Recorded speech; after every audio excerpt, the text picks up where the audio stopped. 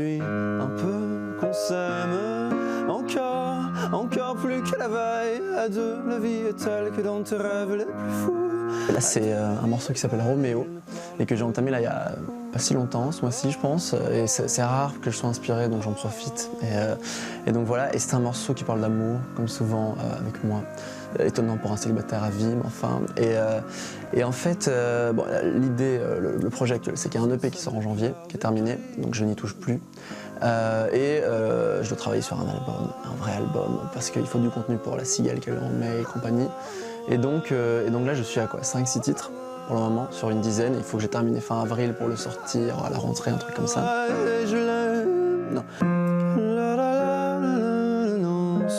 On le retrouve assez fort dans mes morceaux, c'est ce côté très mainstream un peu qui va droit au but, où on a envie d'accrocher l'auditeur directement dès la première écoute, et c'est naturel, c'est pas un but que je recherche, c'est vraiment juste moi quand je compose, il y a ce truc là qui s'installe je pense. L'amour vous donne des ailes, et c'est pour tomber de haut, et surtout il donne des ailes, je suis le roi del mondo, alors encore plus que la veille, raconte-la. Et là c'est encore du yaourt, je n'ai pas d'idée de ce que je vais dire, mais donc voilà. Et se maudire. J'avais une batterie dans ma chambre et je chantais en même temps que je battais, ça devait ressembler mais à rien du tout. Mais par contre ça m'a donné l'envie de composer des morceaux aussi. Et donc à partir du moment où je me retrouve avec cet iPod dans les mains et cet outil formidable qui est GarageBand, qui initie un nombre incroyable de personnes, je pense à la composition, j'ai eu envie d'en faire un truc un peu sérieux quoi.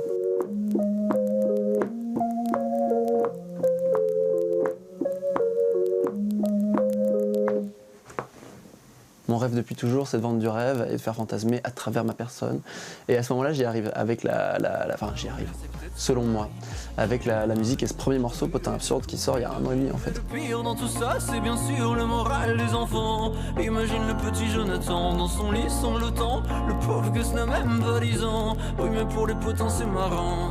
Potin Absurde, ce morceau, le premier en français, sorti en indépendant à l'époque, je porte cette chemise Valentino achetée sur Vinted. Et j'ai arnaqué quelqu'un, mais alors là, elle était absolument inconsciente du prix de cette chemise. Elle me l'a vendu pour 30 balles, elle m'en valait 500, mais c'est pas très grave. Et voilà, c'est une pièce iconique parce que je l'ai portée. Et donc, voilà l'histoire de ce visuel. Je suis bête parce que je ne l'ai même pas présenté, mais bah ouais, en fait, tu sais quoi, un jour, il y aura un musée, Pierre de Mar, et ça sera une des pièces. C'est la première fois que j'écrivais en français et tout de suite déclic absolu, on s'en est parlé sur le fait que le français permet de dévoiler qui je suis pour la première fois de ma vie et de créer une sorte d'authenticité sans que j'ai même à y penser. Et surtout d'installer un univers à la fois d'un point de vue des paroles, mais aussi musicalement avec les airs roulés qui n'étaient pas forcément pensés du tout, c'était un peu inconscient, mais je pense que ça a participé au coup de cœur des personnes qui m'ont repéré. Et donc je sors ce morceau, je ne sais plus exactement, je pense que c'était le 24 mars 2020, sur les plateformes Spotify et compagnie, et 1 mois plus tard, il atterrit dans les oreilles de Théo, qui travaille donc chez 5-7 comme directeur artistique, et donc je lui envoie là-dessus une maquette. J'avais qu'une maquette qui était celle de Regret, qui est un morceau qui est sorti plus tard avec eux, le premier single qu'on a sorti ensemble en fait. Et dans la même semaine, toujours en mai, je pense, mi-mai, mon manager d'aujourd'hui, Nicolas, me découvre.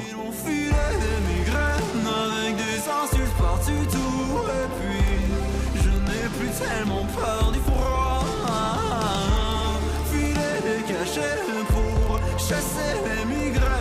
Et je n'ai plus tellement peur de toi. Coucou. Ah. Oui, toi. Mais très bien. Bien dormi. Bien dormi, toujours, tu sais, jusqu'à midi. C'est bien passé. Oui, c'était super. Écoute, tu sais ce que je pense des sessions de live. Moi, je trouve toujours dommage de figer un moment de direct dans le temps. Mais par contre, l'équipe adorable. Ouais, Nico était ravi, Théo était ravi. T'as bien fait ça, quoi. Mieux qu'il y a une semaine, ouais, en tout cas. Non, je suis très content, très content. Elle est chouette. Et un bel endroit. Mais tu dois visiter. Ça s'appelle le Bus Palladium. C'est où? C'est près de Pigalle. C'est à 10 minutes de Pigalle. Et alors le décor est superbe, il y avait Angèle qui enregistrait juste au-dessus pendant que je faisais mon interview, d'ailleurs c'était très drôle. Non, le chien seulement. Le chien. Qui est pas... Ma mère fait de l'art, c'est-à-dire qu'elle sculpte. C'est bien, c'est très beau. Mon père, lui, pas du tout. Et donc on n'avait pas forcément un héritage à la base musical ou quoi que ce soit.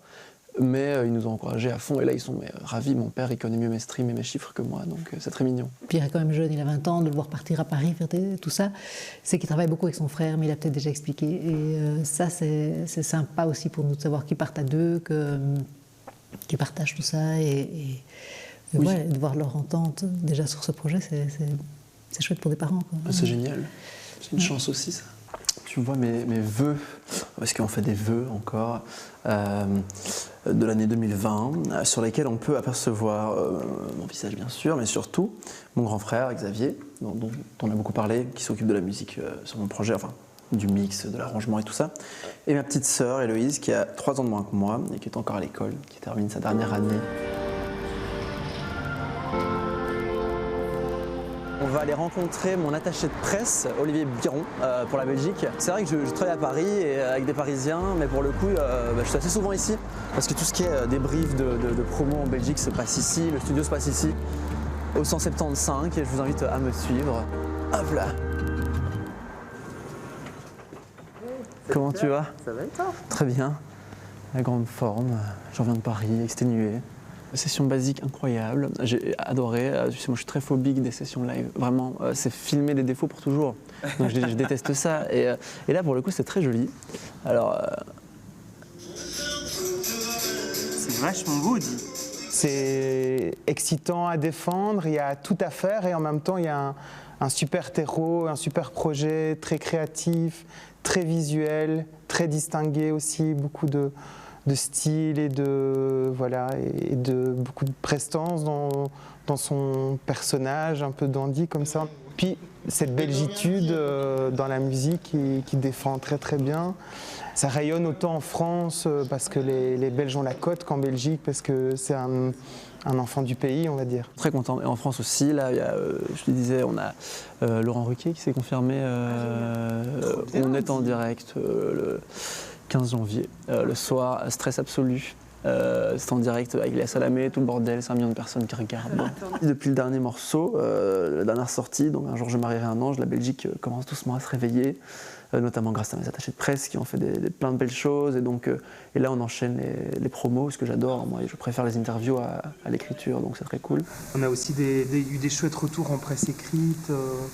Et je suis sûr qu'on va pouvoir caler aussi des trucs en télé, en radio, alors c'est chouette. T'as les mêmes retours, Valérie? T'es contente? Oui, bah oui, écoute, Faut travailler à deux comme ça. Oui, je viens de parler de toi à l'instant. À qui ça? Ah, je ne peux pas dire. Ah non, tu peux pas une le dire. radio qui me disait le plus grand bien ah ouais? Cool. Du titre. Voilà. Mais je passe en réunion demain, donc je... D'accord. Voilà, je croise les doigts. Je ne peux pas avoir de la peau de l'ours. Devant les caméras voilà. ou devant moi? Pareil. Oh là là. Aujourd'hui, le projet Pierre de Mars, c'est pas que la musique, en fait, c'est 3 axes principaux qui sont la musique bien sûr, mais aussi l'image et la mode qui sont intrinsèquement liés. Donc, du coup là, je te joue le clip de Un jour je marierai un ange, qui est le dernier qu'on a sorti et filmé, et le premier dont je suis vraiment fier à 95%, parce qu'il représente tout ce que j'avais envie de représenter, c'est la flamboyance, ce sont plusieurs décors, plusieurs stylismes, plusieurs tenues. Je pense que dans l'attitude aussi, j'arrive doucement à trouver un peu une patte dans les pas de danse, un peu déconstruit, tout à fait entre ridicule et géniaux. Ici l'amour c'est beaucoup trop superficiel. On fait que te répéter un jour il tombera du ciel. Et c'est toujours le même discours, de belles paroles, bientôt vous serez à court. Je tombais très souvent moi dans la vie sous le charme de personnages fictifs, c'est-à-dire de séries TV, dans un livre, plus souvent même que dans la réalité en fait. Il y avait ce personnage dont je tombe amoureux, enfin bon, je fais du drame souvent, c'est pas vrai, mais j'étais sous le charme. Et je me dis, tiens, c'est marrant, ceux-là, il n'existe pas dans la vraie vie, parce qu'il avait ce côté très angélique, très doux, très beau, et en même temps profond, surtout beau, mais profond aussi. Docteur, un jour je marierai un ange, on fera l'amour dans les nuages, en priant pour que rien ne change, tu sais, une histoire ancrée dans les âges. Dernier plan, je suis tout en rose, dans un superbe pull que vous voyez juste ici. Hop là. Et donc on a été le chercher aussi, c'est toujours un peu comme ça que ça se passe, c'est du shopping de dernière minute, quand on n'a pas accès à certains bureaux de presse ou quoi. Et donc je voulais avoir une pièce, je voulais que ce clip ce soit des couleurs et des tableaux à chaque fois et que on soit marqué par chaque outfit et que le spectateur, au-delà des paroles, du décor, se dise ah oui, c'est le clip dans lequel il porte un pyjama orange ou alors c'est le clip dans lequel il porte ce pull rose. Je sais pas si c'est le laine, je sais pas. Et soit on a été le chercher avec mon manager, donc chez Chill Sander, la veille du clip. Et le but était de le rendre après coup, sauf que mon manager est quelqu'un de très à l'aise dans la vie et qui prend son temps et qui s'est dit qu'il aurait tout le temps du monde pour le rendre. Et quand il est arrivé au magasin, on lui a dit non. Et donc il m'en a fait cadeau de Noël. Merci à lui, vraiment Nicolas, si tu veux, c'est charmant. Une histoire ancrée dans les âges et tard, un jour je marierai un ange. On fera l'amour dans les nuages, en priant pour que rien ne change, ne change. Pourquoi cette recherche de célébrité? Ça, c'est une question que je me pose parfois. Et je ne sais pas tellement y répondre, si ce n'est que je pense que c'est se prouver à soi-même et puis aux autres aussi, bien sûr, que on en est capable et qu'on a une raison d'être ici sur Terre. Et moi, depuis que j'ai 10 ans, je ne sais pas pourquoi, je ne sais pas ce qui m'a pris, mais je dis que je vais être très connu et que ce sera génial. Et maintenant, il faut un peu honorer les promesses, donc il n'y a plus le choix en fait.